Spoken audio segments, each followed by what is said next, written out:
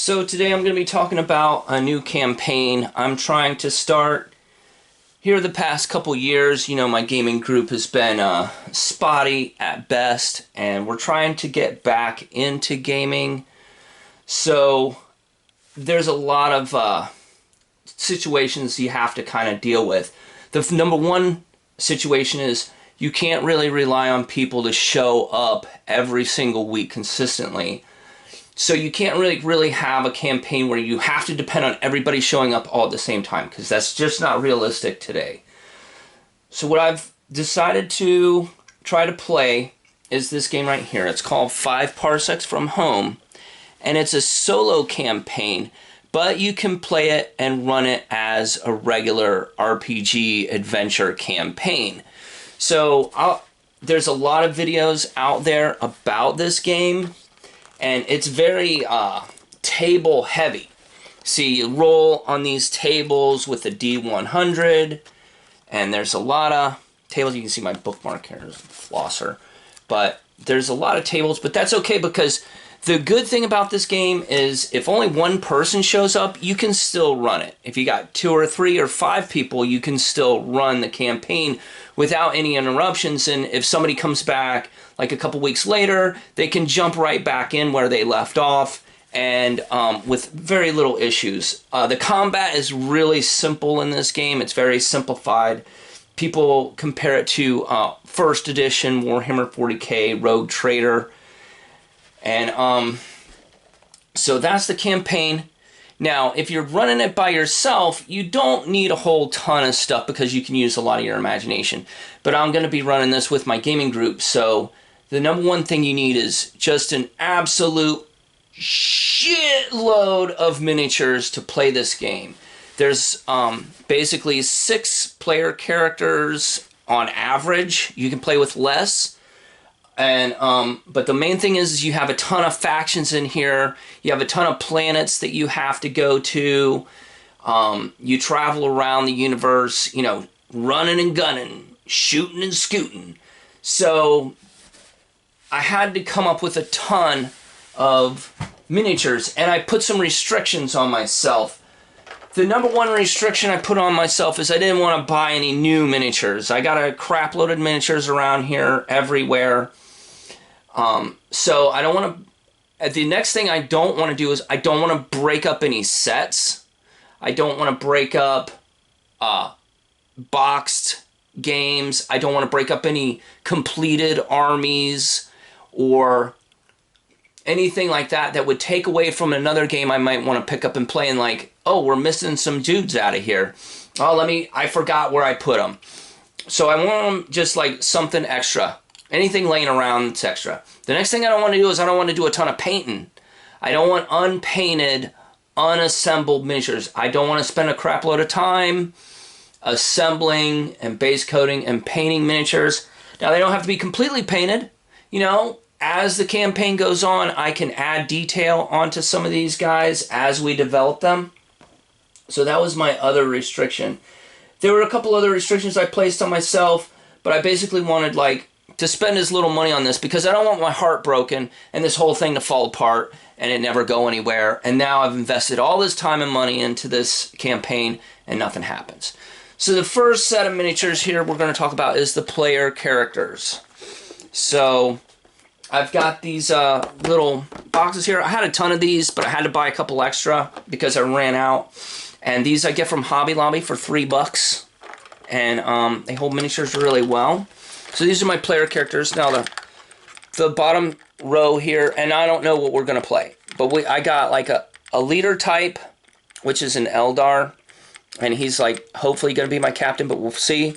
I got hot lady chicks here on the bottom.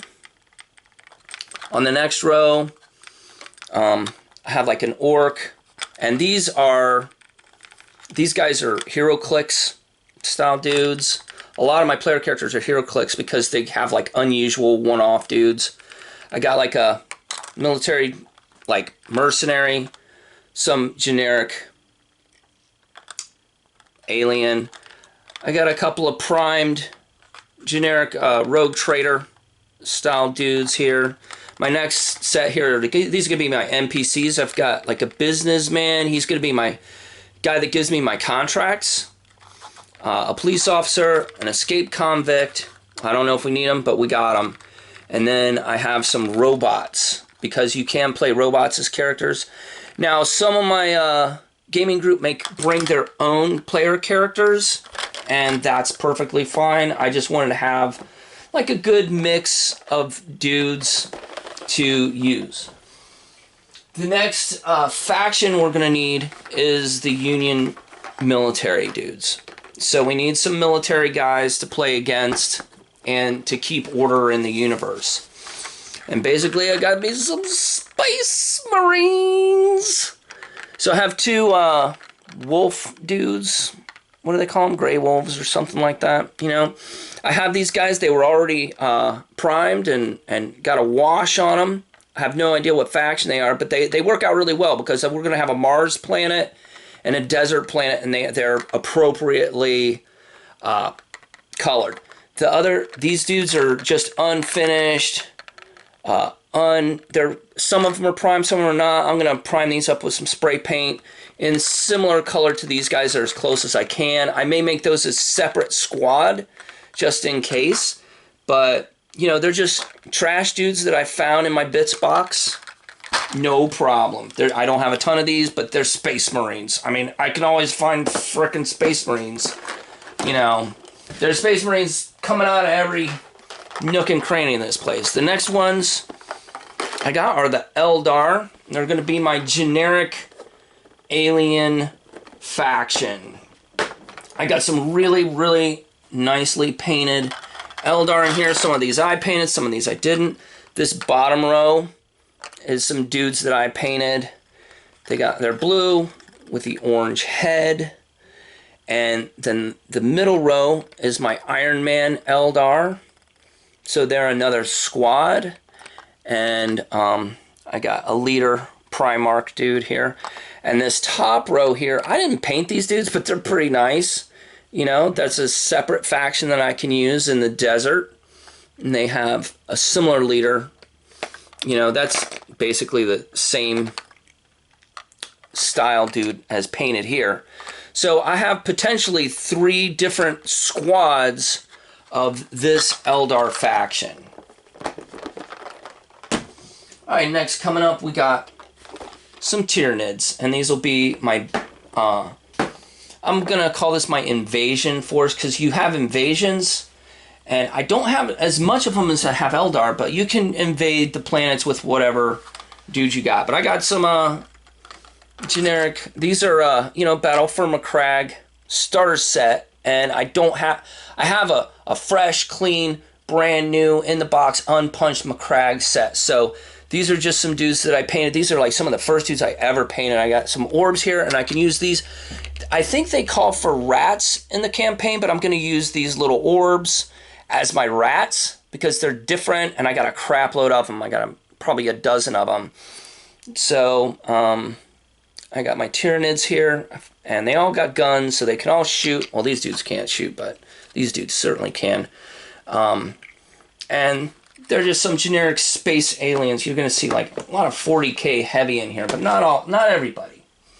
My next faction is you got some gangs and undercity scumbags in the campaign. So I got some Utes and some orcs here. The Utes are from Gorka Morka, and they're primed, and they have a base coat on their skin. There's my...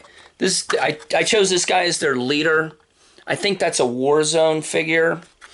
So my Utes got some skin tone to them, but as I play, I'll, you know, give them a little more splash of color. And then I have some Grots or Gretchen or Goblins or whatever. They're a generic starter set from the 80s, and I gave them a generic leader here, an orc leader. So they got somebody to boss them around. You know, and I try to get about 10 of each. I mean, that's the maximum amount of figures in an opposition force at the end of the campaign that you're going to be using. So, I tried to get as close to 10 of everything as I could. My next set is going to be some generic beasts and commandos. So occasionally you'll run into some beasts. I got these dudes here. These are like dollar store dudes. These guys are kind of cool because they got like a ball bearing on the bottom and they kind of roll around. You can slide them across the floor. I got some wolves here. I think these are Goblin Rider wolves from a starter set somewhere. I got these two generic aliens. I only have two of these. I got them at the dollar store a while back, and I think that the game they came from was Ubisoft Starlink. And I was like, wow, these guys are great. I only paid $1 for them. I'm going to go online and like, hopefully they got a shitload of these guys and I can get them cheap. Wrong. They're not cheap. They're like $5 to $10 a piece, and the other dudes, there's only a handful of other dudes and they suck. So I got my, these aren't Utes. I got my commandos here. These are Catachans, I think, from Imperial Guard. And they're base coated and skin toned, similar to my Utes. I got them from the same lot in like a convention one time, and they're just, you know, in Ziploc bags. The bases are already painted green on these dudes. And I got a couple that I had a base coat here. And the paint jobs are serviceable for now. And, you know, this campaign is going to go on for a while. So I think I got enough. So that is just an absolute crap load of miniatures for this campaign. But I didn't buy any of this stuff. They were all just laying around in cardboard boxes and shoe boxes and Ziploc bags all over the doggone place. And it was just a matter of taking an afternoon and digging through the garage and grabbing some stuff that looked appropriate. So that's my first video for this campaign for 5 Parsecs from home. We'll see how far this series goes. I have no idea. But thanks for watching, and I'll see you in the next video.